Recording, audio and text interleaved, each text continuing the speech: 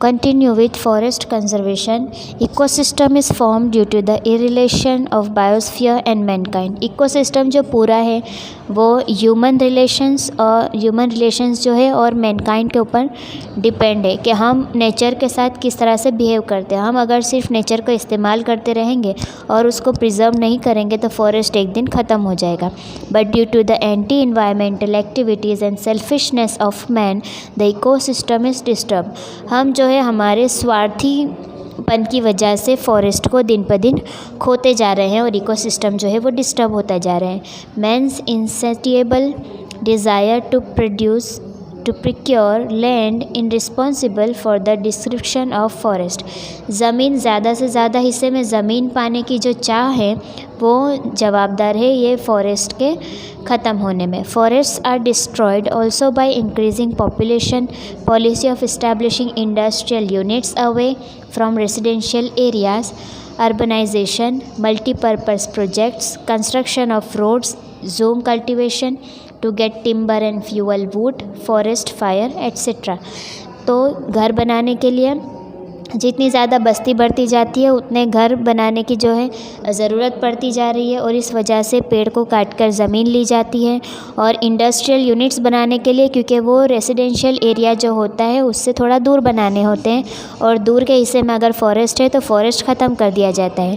फिर जो जूम खेती की जाती है, जूम खेती में क्या होता है कि पूरा जो खेत है वो जला दिया जाता है और फिर दूसरा जो है पाक उसमें बार बार किया जाता है और इससे जो है ज़्यादा करने से ज़मीन जो है वो अपनी फर्टिलिटी खो देती है और फिर उस पर कुछ भी उगना नामुमकिन हो जाता है।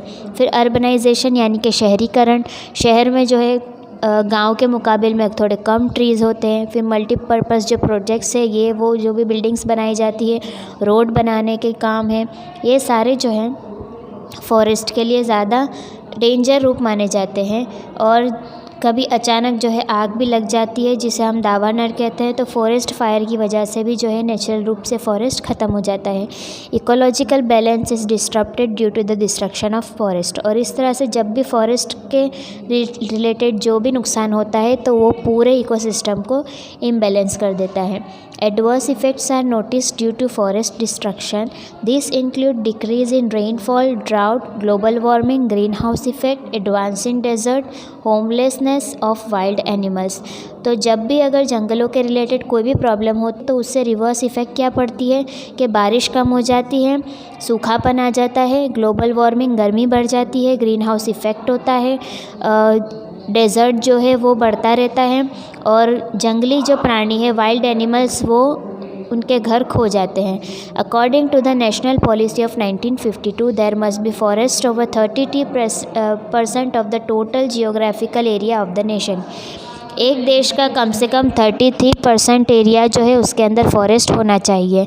इन India forest are spread over about 23% area while forest occupy only about 10% of land in Gujarat. तो पूरे इंडिया में कम से कम 23% ही ये पूरा एरिया है, हालांकि 33 होना चाहिए और पूरे इंडिया के 23 का पूरा 10% सिर्फ गुजरात में ही है। Thus it is necessary to prevent destruction of forest and so protection and conversation of forest is necessary. तो इसलिए जितना हिस्सा होना चाहिए उससे तो पहले ही 10% कम है और जो परसेंट हमारे पास अवेलेबल है उसकी भी जो है हमें अच्छे से देखभाल करनी चाहिए। Now last point is remaining that we will see in next video.